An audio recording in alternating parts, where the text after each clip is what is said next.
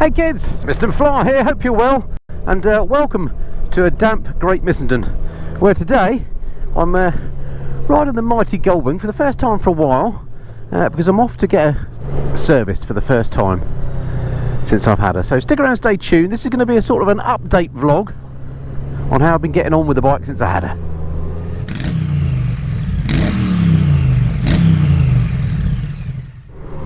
So, good morning folks. And as I say, welcome to the Ombrons of Great Missenden. You find me in a slightly eggy mood today, I have to say. 3 things annoying me, well, maybe 4. First thing is, I had to have emergency root canal treatment last night, so my teeth hurt, so that's put me in a bad mood to start the day, but that's by the by. Next thing is, autumn seems to be amongst us. This is the first time I've been out on this Goldwing, my beautiful shiny beast, in wet weather. So although the road actually helpfully is a bit drier here, I'm a bit annoyed that if I take it to get it serviced, I'm going to actually get a bit of crud over it. But bikes are there to be ridden, aren't they? They're going to get messy at some point, so I need to get over that and just man up a bit. But the bike, particularly in its blingy blue paint scheme, has been looking absolutely amazing ever since I bought it a couple of months back. And today it's going to get a bit cruddy by the time I get home, I suspect. Although the sun is already coming out, it's about 9:30. Maybe the roads will dry up by the time I come home. So that's the second thing that's annoying me. And you know what? I can't remember the third and fourth thing. I definitely had some things that were annoying me, but the sun being out has suddenly made everything well. I'm already, and just being on the wing again is just making me feel good. So strike that. I'm feeling happy. It's the effect of being on the mighty wing again. I've, as I say, I haven't ridden it. Well, I haven't ridden it since I did that little trip down to Cornwall with Mrs. Fly on the back. I've been doing other things on other bikes since then, of which more on the channel soon, and I have missed the old girl. However, what that trip to Cornwall did was put the mileage up to well, 655 miles she's done now, and at 600 miles on these new Goldwings you have to take them for their first service, which is sort of I guess largely an inspection, but also it's an oil change. Various oils need to be changed. I think it's gearbox and engine oil and something else, some other fluid, I think. So I absolutely want to get that done, because this is obviously an expensive asset. I want to look after it, make sure the servicing is kept absolutely up to snuff. And you may remember when I bought the bike, I got that 3x3x3 deal that Honda do here in the UK, which means your first 3 services are included in the price, so that's not going to cost me anything, so that's great news. The other thing I'm going to do, or get done while the bike is in, is get myself a standalone sat-nav fitted. I've got myself a TomTom, and that's going to go right here. There's a little plastic collar here that you can take off for mounting things specifically. I think that's why it's there. I'm going to get the TomTom mounted there and wire properly into the ignition. Now, it's not hard to do. I could have done it myself, but I just don't have time to do it. And while, you know, as it's in the shop, those guys can do it much better than me. They'll wire it properly into the ignition circuit so that it you know, doesn't drain the battery or anything. I would have just done it to the battery and it wouldn't have been quite the same. So I'm going to let those guys do that. That will cost me, of course, but I'm not imagining too much money. I'll let you know once it's been done. And the reason for that, although there'll be loads of people shouting at the screen saying, why on earth do you want to put a sat-nav on it when it's got a perfectly good sat-nav built in? You can see I've got it here at the moment. And not only that, it has Apple CarPlay and Android Auto on it. Well, it does have those things, but a few problems with them. So the sat-nav itself, while it's generally okay, I found on that trip that we did to Europe, to Luxembourg with our friends a few months back, on my old Goldwing, which had exactly the same sat-nav, it just wasn't quite granular enough for touring with. It didn't have things like, it wasn't good enough when it came to looking for hotels or restaurants, things like that. A bit lacking in data, and it's a little bit clunky in its use as well. So although it's you know, it's perfectly fine sat-nav, it's nowhere near as good as a dedicated sat-nav like a TomTom or a Garmin unit. So there's that. So then you think, well, don't bother with that then, why not use Apple CarPlay? That's brilliant. Well, yeah, Apple CarPlay is brilliant when it works.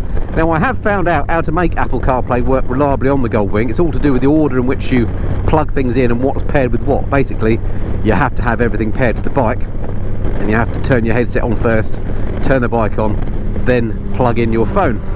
Now, the problem with the Goldwing is, particularly now with these new Goldwings, this is a 2022 DCT Tour, they all come with an airbag now. So that means you don't have the little flappy bit here. So that means your USB connection is in the boot. So So that means you have to plug your phone in the for want of a better terms, boot. Top box, of course, I mean. So let's not have all those comments about driving a car. And frankly, while I'm away touring, I don't want my phone in the top box. I want it where I can get at it. So that's a bit of a no-no. Not only that, once you plug it in and it's working, you know, if you turn the bike off to get petrol or whatever, you have to go through all that rigmarole again to get it hooked up. So it's a bit of faff, to be honest. So although, yes, Apple CarPlay is great, it's a bit of faff to use. You've got to be a real Apple CarPlay nut to want to do that every time. So that's a no-no for me as well. So I have opted to go for a separate sat-nav. So we'll see. I mean, it might annoy me being mounted here, I don't know. It does annoy me slightly that it has got a built-in sat-nav and I'm going to use something else. But there we go, that's the situation I find myself in. One of the downsides I find with the Goldwing. If you're an owner, I'd love to hear what you think about that. Whether you just get on with the built-in sat-nav or whether you agree with my summary that the facilities on the bike aren't quite as easy to use as you would hope. Now, for those of you who watch the channel regularly, you may remember I bought the bike down in Surrey, in Coulston, at the Honda dealers down there at Doble's. Great dealership. Unfortunately, it's a bit of a trek from where I live in Great Missenden in Buckinghamshire. So for this first service, as it's a relatively quick operation, I'm nipping to my local Honda dealer, which is HGB Motorcycles in Ruislip. I'm going to get those guys to do the service for me. Right, quick overtake here, methinks.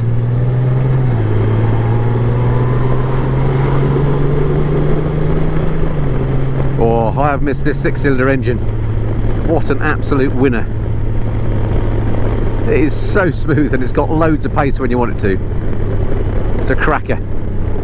Yeah, there's something about this bike that does put a grin on your face. I know it's got, you know, limitations. It's not an everyday bike, of course. It is a big, heavy beast. It's quite hard to live with in terms of, you know, lugging it around. Although, as I've often said, the forward and reverse creep modes really help with that. So it's, you know, Honda have thought of that and got round that. But it's when you ride it, you realise just what a special machine this is. That engine is just so smooth and so powerful. The seat is so comfortable. It's like riding a palace.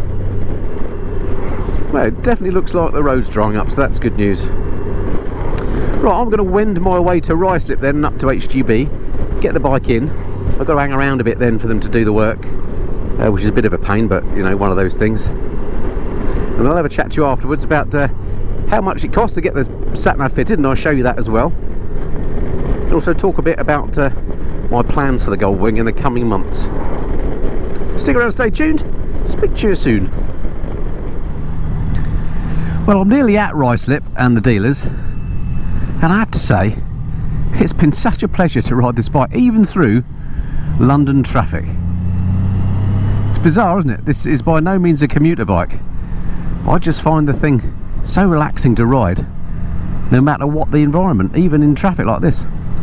What with the engine stop-start thing, so it's nice and relaxed. You come to a junction, the engine stops, it's all quiet. Great view, brilliant road presence. I mean, not so great for filtering, of course, but people can certainly see you coming on this beast. Flipping love a Goldwing, me. Right, so welcome to Ruislip. HGB is just up here on the right. I'm running slightly late, which annoys me. I'm 4 minutes late, 5 minutes late now, so sorry chaps.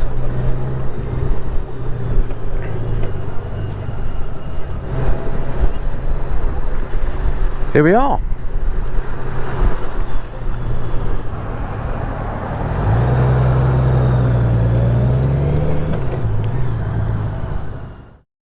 Right, well, as the bike dropped off, it's going to take a little while to fit the sat-nav and do the service, so Kevin there, very kindly, Kevin the salesman, very kindly lent me this brand new CB1000 so I can pop home and wait, which is excellent. So it's absolutely brand spanker, no one's ridden it, so new tyres and all that. So we've got it in rain mode because it's going to be a little bit, you know, I need to be a bit careful on it being a new bike, but that's great. So thanks Kev for that. I don't think I've ever ridden one of these before. Very nice, I must say. I don't know, I might have to do a little review of this if I get time, I don't know. Anyway, so you may see a full review of this in the fullness of time, I don't know, but certainly for getting me home and back, it's a winner. I particularly like this display on it. Look at this TFT. They've done that nice job where they've used an analog dial on a TFT. For some reason that just appeals to me, so nice one, Honda. Anyway, that's enough about the CB1000. As I say, the Goldwing's in. I'll come back and pick her up a bit later. I've also just bought myself from the accessory shop there some floorboards, some footboards, which I've been meaning to get for ages for the Goldwing, just to give me the chance to move my feet around a bit when I'm on the bike on tour. So they're also going to fit those with a bit of luck if they've got time.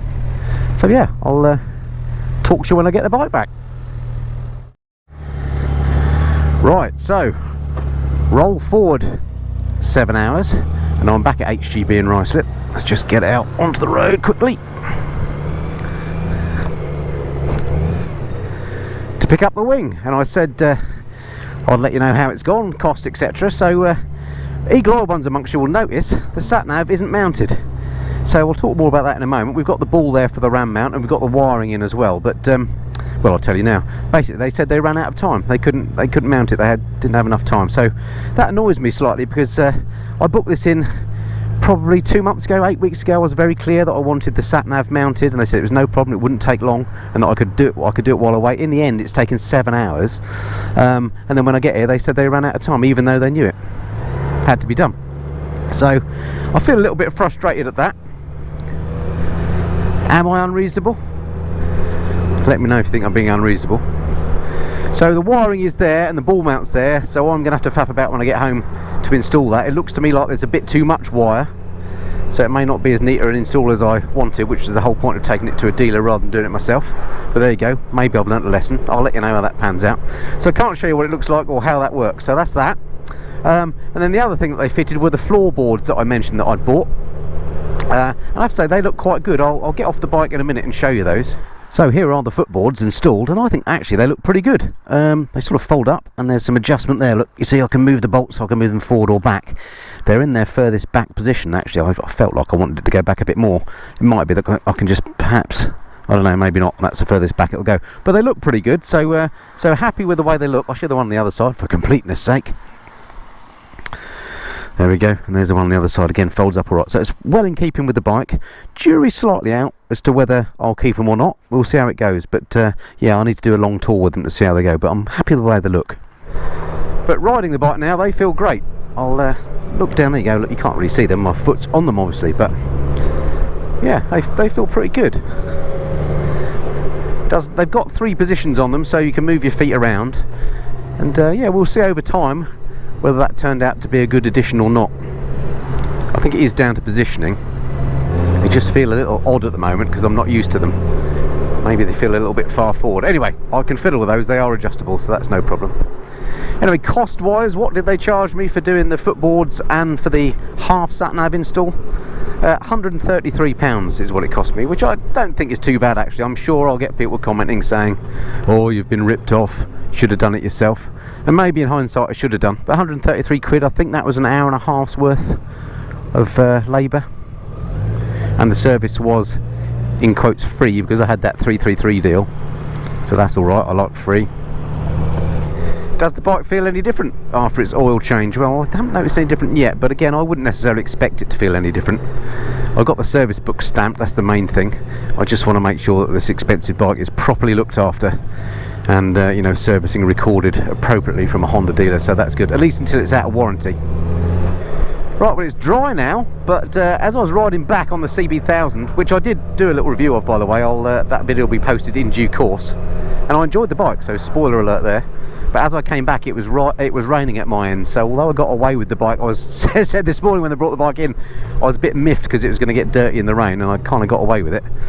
But yeah, I may not have got away with it. I might be wet by the time I get home, so fingers crossed on that one. It's a Friday evening, it's 10 to 5, so knocking off time. I'm going to get a bit caught in traffic as well, but anyway, I'll ride a bit further on, see if I can notice any difference after that servicing, the way the bike feels. At the moment I can't, but we'll see. I'll tell you what, one thing that was good about the CB1000R versus this that I just rode back in on to collect the bike is that I could filter through all the traffic. It was a piece of cake, whereas the Wing of course isn't quite so good for filtering, so I think I'm going to have a slightly longer journey home, but never mind. Actually, just while I'm in this London traffic still queuing to get out to towards home, I can say that this DCT on here feels lovely and smooth. It's so much improved on the 2022 bike over the older 2019 that I did have. I don't know whether it's because of those improvements or whether it's the new oil in the DCT box, but it does feel nice and smooth, so that I think is an improvement.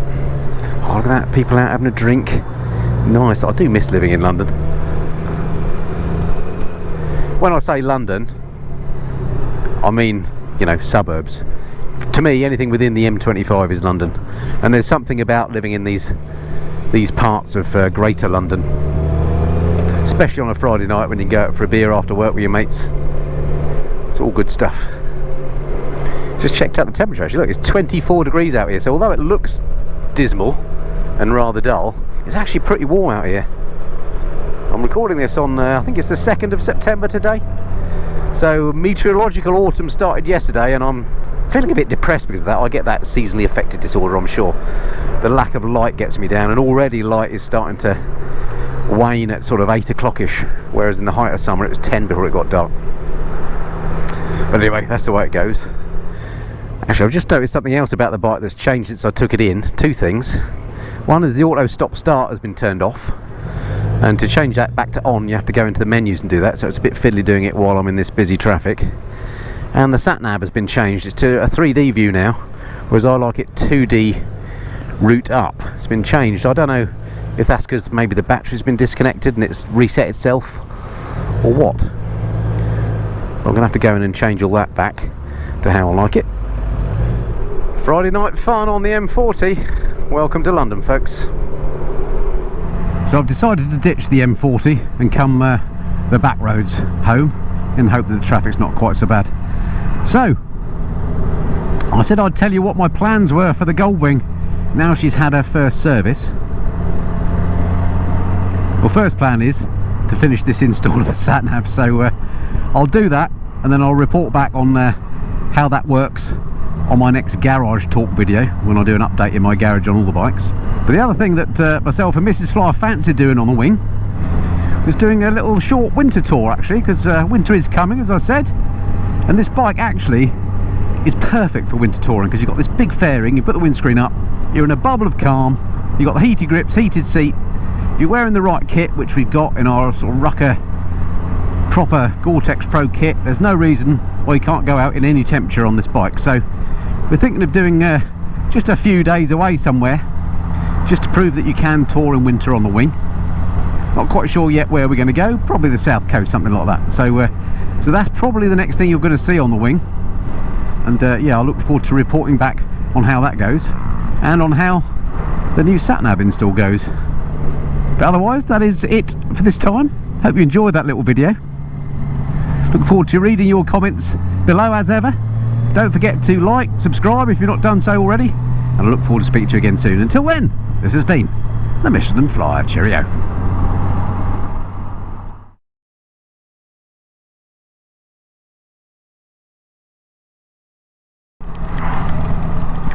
Boo-hoo, I just knew I wasn't going to stay dry on this trip. Just haven't been lucky today at all. Bugger.